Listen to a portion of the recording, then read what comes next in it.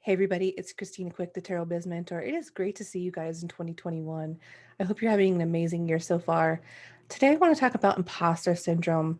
This is something that's been coming up a lot for my clients, especially. I just got out of doing my one-on-one sessions for the week. It's Wednesday right now. And this has been something that's been coming up a lot because around New Year's is where we start like, okay, this is what my new pricing is going to be for the next year. We start raising our prices on our programs and things like that. And anytime that we go to actually like raise our prices, that pesky old imposter syndrome starts to come in, right?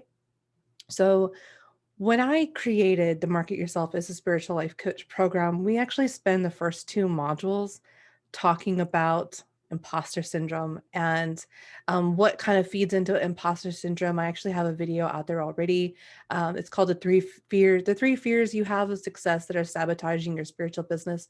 I think it's called something to that effect, but it's on my YouTube. You can do a search on it, also link down below. So, I talk a little bit about that in there just to kind of give you an idea of what some of those things that really go into imposter syndrome and some of those basic fears, like fear of success, fear of responsibility, fear of attention, and so on and so forth. So, there's a lot that kind of goes into it. And imposter syndrome always rears around at this time because we're in that time where we're, letting things go from the past year and figuring out who and how much we want to charge and how we want to be represented in this industry in the next upcoming year. It's actually been coming out in a lot of different ways too, because honestly, imposter syndrome is something that I deal with on a daily basis, not only with myself, but with my clients too. So this is something that I never, as a coach, it's almost impossible for me to get away from. It's a conversation I have probably on a daily basis with people. And so what it looks like for me personally is it kind of looks like, yeah, people different types of imposter syndromes, and that's basically the point that I'm going to be kind of sharing today. Hopefully the mindset shift I'm going to be able to give you today is that, I have people and it kind of looks like kind of goes in this linear order, right? So people associate me with the psychic hotlines and they know that I do a lot of teaching and training on the psychic hotlines. So first you have imposter syndrome as far as like people thinking that they're not good enough to read on the psychic hotlines, and then you have people who have been reading on the psychic hotlines and then they don't think that they're good enough to raise their prices, and then you have people who don't, they're there and then they basically don't think they're good enough to start their own business, and then don't think that they're good enough to become a spiritual coach and become more than just a tarot reader. And actually that's really the point that I want to make with imposter syndrome. So I just want to speak from the heart, honestly, and just kind of tell you about what my experience with imposter syndrome has been. And of course, I have it. I think that all rational, reasonable, respectable people have imposter syndrome. I think it's a very valid feeling. In a lot of ways, yes, it does want to keep us safe. In a lot of ways, it's our ego trying to protect us from potentially different or uncomfortable kinds of experiences, right? And then we have imposter syndrome because we're not seeing that validation that we need to, we're not getting that good pat on the back that says that we're doing a good job, right? And that can kind of come through not having a lot of reviews or not having worked with a lot of people. So there's that imposter syndrome that kind of comes in for more practical reasons in that way. And then we have imposter syndrome that comes in, and I think it's because it's a response to there's the dirty little secret of the psychic industry world, or in any, this is actually any industry, that you kind of learn that most people don't know what they're doing, or most people aren't as good as they claim that they are, right? And so if you've ever hired a coach or hired a tarot reader and you've had a really bad reading, it can make you think that you don't give good readings, right? Because you're in this space of comparison against someone else, right? So there are good reasons to have imposter syndrome. It also means that you're not a narcissist and you are probably an empath.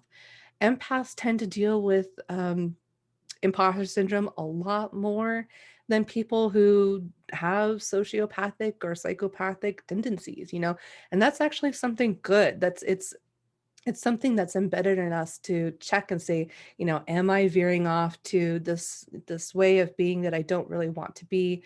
It's there to keep us in check and in alignment. Imposter syndrome is always going to be there. That's the thing that I really want to impart with you guys today, is that imposter syndrome actually never goes away. It is an internal guidance system, and what it is it's your intuition is communicating with you, right? And it's really difficult a lot of the times to listen to our own intuition about our own selves. Like, raise your hand if you're like, oh, I can, listen to my intuition. I can give the best advice for other people, but it's really difficult to hear our own internal advice for ourselves. And it can feel like imposter syndrome when we're not doing the work, associated with overcoming the imposter syndrome. Imposter syndrome itself is good. It's actually a good thing. It's not a problem until it becomes a problem. It's not a problem until it becomes a phobia, right? Of putting yourself in uncomfortable situations. Unfortunately, that's the only way that you really get to learn how to do anything and how to get better, is you have to be uncomfortable. If you want to get better at doing something, you have to learn something new, or you have to try a new skill, or you have to do something scary. So that uncomfortableness is always going to be the catalyst, that change that you need to overcome that small little whatever hurdle you're dealing with, whatever aspect you're dealing with when it comes to imposter syndrome. It's not a problem until it becomes unmanageable and it actually prevents you from showing up in your business. It prevents you from making the executive decisions that you need to do in order to be healthier, to make more money, to be in more fulfilling relationships, right? So if it's causing phobias, or you're not putting yourselves in positions and situations where that change can really occur, where you can grow and learn from that, then it's a problem. And a lot of people get caught up in this, and they stay in this energy for far, far too long. And I have known people that it's 3 years later and they're still dealing with the same problems. And the reality is this, is that imposter syndrome is one of those things that, like I said, it doesn't ever go away. You're not going to wake up one day and just not feel like a fraud. There will be little victories. There will be, lots of small victories when it comes to imposter syndrome. Because ultimately, at each new level, there's this new thing that you have to do to get where you want to be. And there's these scary, uncomfortable things that you're going to have to do. That never goes away. If you study money mindset, you know that money mindset doesn't just stop. There is no end to mindset work ever, period. And that's really what, to overcome imposter syndrome, is a mindset. If there's no physical activity that you can do, there's nothing that you can buy. There's things that you can, tools and strategies that you can utilize to help you overcome that. But there's a specific point where I, as a coach, cannot go further with someone until they start utilizing this mindset shift. And at first, it's really hard because you're like, I know how I should be thinking about this. I don't actually feel this way, but there is a change. There is a catalyst in there, and that it's how you take action. So it's not always about success. Is not always about what you have or your accomplishments and things like that. Like, those are good markers of success.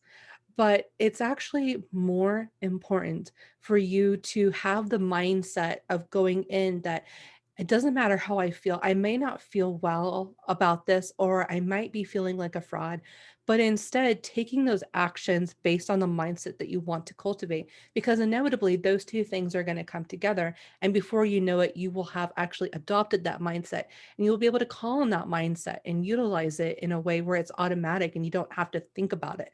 I equate it a lot to like exercising, where you're building muscle, right? So you're going to pick up a 20-pound barbell and it's going to feel really uncomfortable, right? So maybe you can only do one repetition with that 20-pound barbell. So it's kind of like that, where, it's going to be really uncomfortable, but you kind of have to start with where you are, and you have to think, okay, I want to lift this 20-pound barbell. So I can only do it once today, but tomorrow I'm going to try twice, right? So it's in these little micro actions that you take that actually help you move through imposter imposter syndrome. There's no such thing as getting rid of it. It's going to come back at different levels of your success.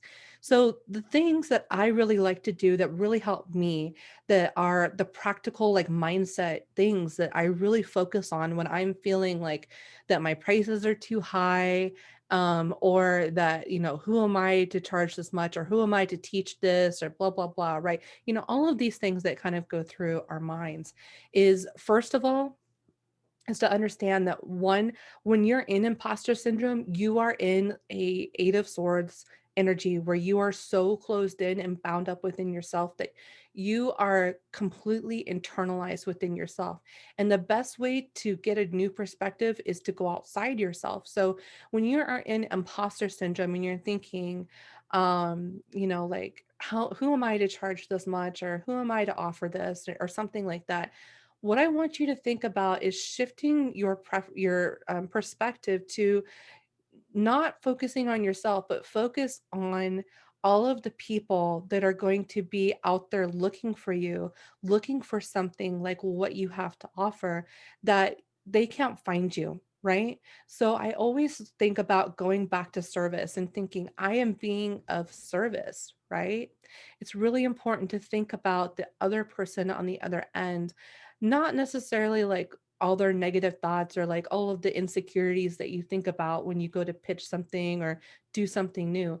But think about that person is not going to be able to receive your help because for whatever reason, you're not aligned to sell it. And the one of the biggest things that is for alignment in selling is price. Like, you have to feel good about the price, right? If you don't feel good about the investment, then guess what?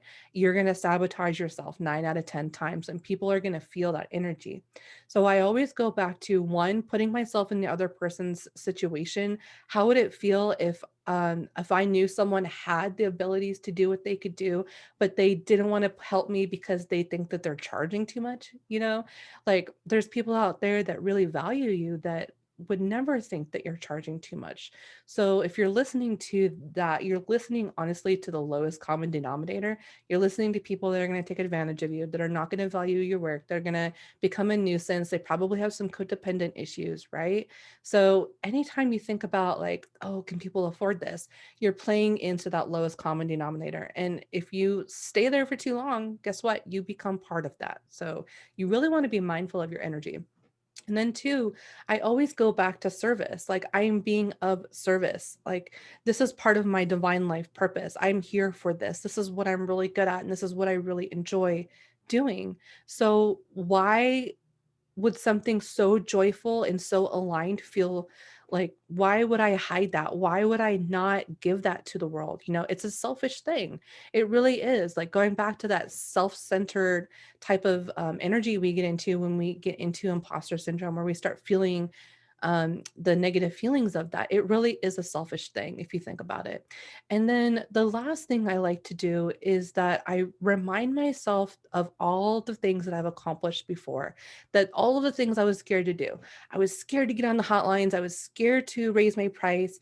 I was scared to start my own business. I was so scared to get on the phone with anybody and do any type of live reading. And then I was fine with that. And then I was scared to do coaching. And then I was scared to live stream. And think about all of your accomplishments. Think about all the things in your life that you have ever been scared to do, but somehow you were brave enough to get through it, and you will feel immediately better.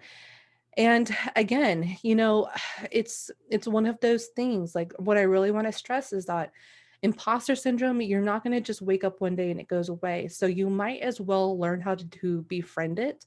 And at some point, you're going to have to decide, with where you are is and where you want to be, you have to decide that you are more uncomfortable with where you are because it's costing you too much. It's costing you living your life purpose. It's costing you the financial freedom that you want. It's costing you the fulfilling relationships that you want to make. What are the costs? What am I giving up by pandering to the lowest common denominator? And on the other side, what do I have to gain, and how will it help my life? And that's kind of how you have to go into thinking about every single decision that you make, especially the ones that scare you, because those are the ones that are going to give you the biggest growth. Those are the ones that are going to give you the biggest return on investment of your time, of your money, of your energy, all these things.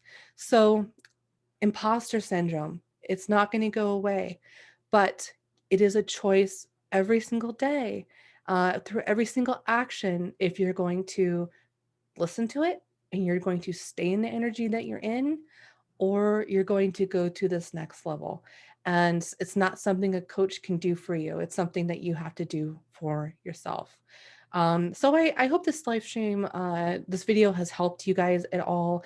If you got something out of this, please let me know. And if you like this more like channeled, like kind of candid, speaking from the heart kind of videos, let me know and I'll create some more. And if you have some topics that you'd like me to talk about and just kind of channel information about, just speak from personal experience, let me know in the comments below.